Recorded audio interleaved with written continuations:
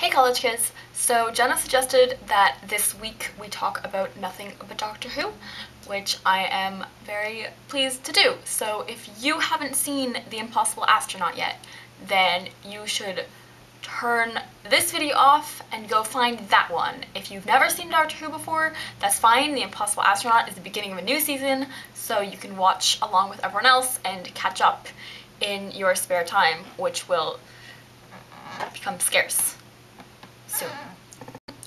I feel like this is going to be like a lot of Doctor Who two-parters in that the first episode is kind of disjointed and weird, and you don't really understand why the choices that are being made. And then in the second episode, it's like you've just set up this big castle of plot and character elements in the first episode, and then you can just like flick the ball top and watch it all like those things at the science center, you know? So the first episode is kind of doing all this work that is not all that fun to watch because you don't really understand where it's going. So I'm really excited for next week's episode because I wasn't so enthused by this one. One of the things that I didn't think was great was the death scene. I hope that you're not watching this if you haven't seen the episode, because now you know that someone dies. So, anyway, the death scene was kind of a dangerous thing to do, because, you know he's not dead. He's not dead. He's the BBC's biggest cash cow. He's not dead. So, that kind of turns the whole intrigue of the episode from, oh my god, what's gonna happen, is everything gonna turn out okay, to, oh, I wonder what clever, mechanism they're gonna come up with to get out of this one. Which is still amusing to watch, but it doesn't grab you as much. And it put me in mind of another episode that killed the Doctor dead as a doornail, which was Turn Left, where Donna went back and had to make her choice over again, and if she turns right, then she never meets the Doctor and he dies. And that scene was a lot more successful, I think, than this death scene.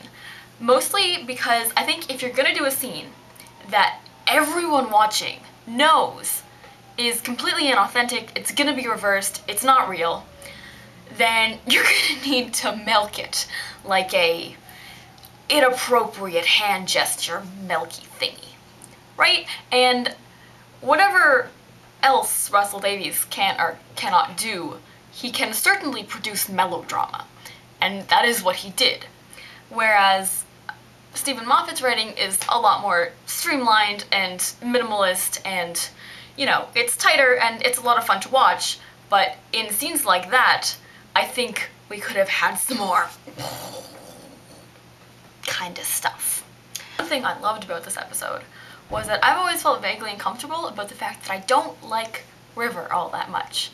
And like, she's a recurring character, she's objectively pretty awesome, but there just didn't seem to be a place for her in the show. Like, she wasn't a companion, she wasn't another Doctor, she wasn't really a nemesis, although she's obviously done something.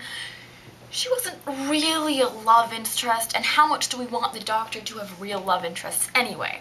So there wasn't really any place for her, and I think this episode found a place for her in the scene where she was explaining how they're on different trajectories in time. And that was a scene where I was kind of like, she's... okay, so now they can have this almost romantic relationship going on because there's a context for it. You don't want the Doctor to find his soulmate and for them to live happily ever after. That's not something that happens in this show. That's not something that happens with immortal characters. They don't get to have that. That's just a thing. But knowing that it's almost this star-crossed lover kind of thing gives the relationship some actual meaning, and so I actually really enjoyed all the banter between them. What was it? I'm a screamer. There's a spoiler for you. And, yeah. And, Professor Song, you have that face on again. What face? He's hot when he's clever face. This is my normal face. Yes, I know. So I really enjoyed all that, whereas I didn't in the previous episodes. So I'm glad to be liking River now. So, beyond that, there was something I wanted to talk about in this video. I thought it was pretty important, but I don't know. I don't feel like right now, so I'm gonna go lay down for a while. Bye! I was kind of disappointed that there were no aliens in this episode.